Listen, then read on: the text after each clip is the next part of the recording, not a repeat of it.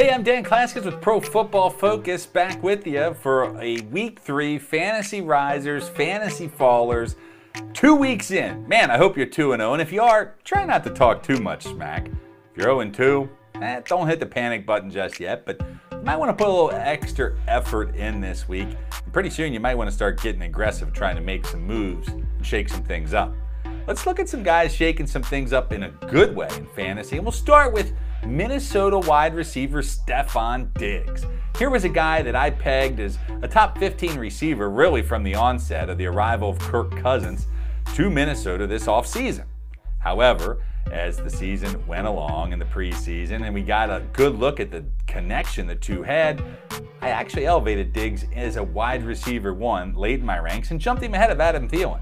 I think that was a good decision. Both wideouts will be fantasy assets for sure, but Diggs, he has elite potential, and it's the scoring of the touchdowns I really like. 3 touchdowns now in just 2 games, 12 catches for 171 yards. It really all boils down to health for Diggs. He's yet to play in a 16-game slate during his NFL career, and if he can just stay healthy, I think he could still finish potentially even as a top 6 or 7 receiver, depending on your format. Here's what I do know. And when he is healthy, he's pretty dang on good. In 23 games he's played, when he wasn't on an injury report, he's averaged 6 catches for over 75 yards and 17 fantasy points per contest. So let's keep playing him and keep hoping he stays off that injury report. Speaking of receivers we often see on an injury report, we've got to talk about Will Fuller, because for the first time this season, he wasn't on the injury report in week 2. And man, did he look good. He caught 8 of his 9 targets for a big day, 113 yards and a touchdown. Wide receiver 6 on the week, and another big day when he and Deshaun Watson are in the lineup. The duo, you can't argue with the chemistry. In the 5 games they've played together, 31 targets, 21 catches, 392 yards, and whopping 8 TD catches. Folks, it's time to get in on Will Fuller and hope that the connection with he and Watson continues to remain strong. Another good deep threat to keep your eyes on a receiver is the Browns' Antonio Callaway. And all the talk we've had this week with Josh Gordon and the trade to the Patriots and if this and if that, and here's what I do know, because Antonio Callaway's already getting more opportunities and more snaps, and it translated into 4 targets for 3 catches and a touchdown and 81 yards in that loss to the Saints. Well, that did also have a 47-yard TD pass in it. Tyrod Taylor has a good enough arm to take advantage of Callaway's deep speed, and I think a lot more big plays are ahead. So let's scoop him off of the waiver wire. Let's remember, he was probably the most talented receiver in this draft class coming out of Florida, but the off-the-field issues pushed his draft value down. That's why he fell to where he did. So I'm buying into the fact the guy is good to go.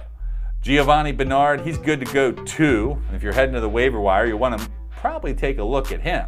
We know Joe Mixon's going to be out 2 to 4 weeks after undergoing a cleanup procedure on his knee and an injury sustained in Thursday night's victory over the Ravens. Bernard, he looked pretty good last year, if you can remember, in December down the stretch for owners when in a similar role filling in for Mixon. He tallied 208 rushing yards, 133 receiving yards on 16 catches, and 2 TDs in 3 games filling in for Mixon during that time. I think big things are ahead for him. Despite the tough matchups, Bernard's probably a decent flex option, at least in PPR leagues over these next few weeks. Let's look at some of the guys falling down the board. And has anybody fallen harder these first 2 weeks than David Johnson of the Cardinals? I mean, seriously, here was a guy that actually went number 1 off the board in a few of my drafts, a top 4 pick in nearly every draft this summer, but right now he's not even in the top 25. There's a ton of good reasons out there and a lot of things that should be considered in his struggles. I don't think any of them are bigger, though, than the fact Bruce Arians is no longer here. The genius offensive-minded coach, he is retired. Carson Palmer's gone, and this offense just not doing it. They're so bad, they've only ran 94 plays through the first 2 games of a season. That's the 3rd lowest mark since the NFL merger in 1970. And for David Johnson's part, he's just not getting it done, and they're not using him efficiently. Just 3 of his 32 routes have come at receiver. All others, the other 29, he's actually ran routes out of the backfield. That's just 11% of his routes lined up as a receiver compared to 35% in 2016 during that huge breakout. So bottom line is, let's move him around a little bit, get him more involved, and put the ball in his hands. Right now, owners have no choice but to stand pat on their high draft stock investment. Chris Hogan, though, man, that's another guy not living up to it. And his ADP was soaring late in the year. And now with Josh Gordon coming in, and we talked with Antonio Callaway being a big winner, Chris Hogan might be the biggest loser in this deal. I mean, here's a guy, he hasn't even taken advantage of being the only guy in town so far this season. In 2 games, just 8 targets for 4 catches. And if it wasn't for a couple of late touchdown catches, his entire season would have been the bust. But he sort of saved that in 1 quarter versus the Jaguars.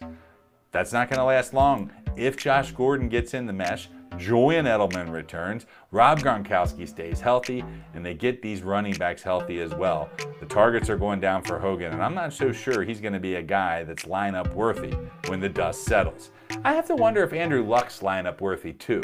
It's nice to see the Colts get their franchise quarterback back, but he's been pretty lackluster through these first 2 weeks. Yeah, a couple touchdowns in each of the games so far, and he did break 300 yards in week 1, but just 179 yards this week, and his average depth of target is just 5 yards, one of the worst marks in the league.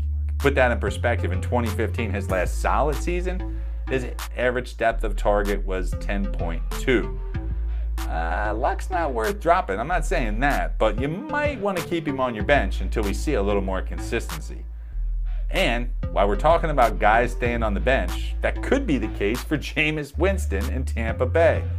Robbed of his job, perhaps, here by Ryan Fitzpatrick after the fast start the Bucs have had. It's hard to believe Patrick Mahomes has thrown 10 touchdowns in 2 games, and it's actually Ryan Fitzpatrick leading the league in fantasy points. Fantasy points don't matter to Dirk Cutter, though. What matters is the team is 2-0. If they continue their winning ways in Week 3 at Monday night against Pittsburgh, it's going to be real interesting to see if Jameis Winston is sitting on the pine when he returns from his suspension in Week 4. Make sure you see who's sitting on your pine and in your lineups. Check out Pro Football Focus. Let us help you win with our PFF Elite and Edge packages. Be sure to check out the rankings and stay tuned to our Twitter takeovers at PFF Fantasy. Until next week, I'm Dan Claskins. Good luck and enjoy the games.